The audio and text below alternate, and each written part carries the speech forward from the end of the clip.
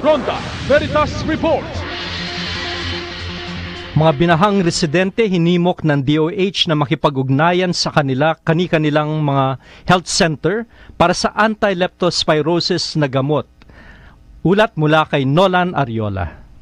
Maraming salamat mga kapanalig. Tiniyak ni Department of Health Secretary Ted Herbosa na may nakahanda ng gamot para sa leptospirosis ang mga government hospital at lokal na pamahalaan sa iba't ibang rehiyon ng bansa.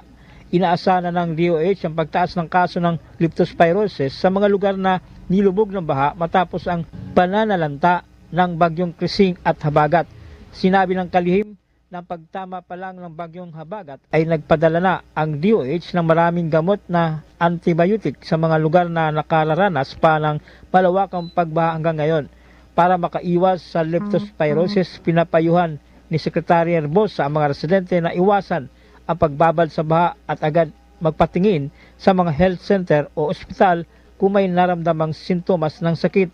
Kabilang sa sintomas ay ang lagnat, panginginig ng katawan, paninilaw ng balat, pananakit ng mga kasukasuan, matinding pananakit ng ulo at iba pa. Samantala, kinumpirma ni Chief Dr. Alfonso Nunez III na 17 bagong kaso ng leptospirosis ang naitala kahapon sa East Avenue Medical Center. Mga kababayan natin na hindi inaasahan na lulusong sa basa, siguraduhin po tayo ay protektado po sa ating mga lower extremity, sa ating mga paa, sa ating mga binti.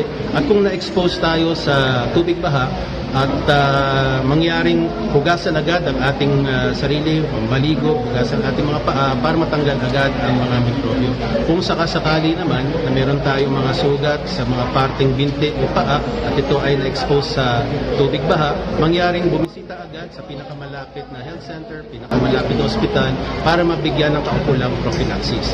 Yan ang tinig ni Dr. Nunez. Mga kapanalig, isa sa advokasya ng Simbahang Katolika ay ang pangalagaan at tulungan ang mga biktima ng kalamidad saan man. Para sa Veritas 846, ang radyo ng Simbahan, ako inyong kapanalig, Nolan Ariola, sumainyo ang katotohanan. Ronda Veritas Report.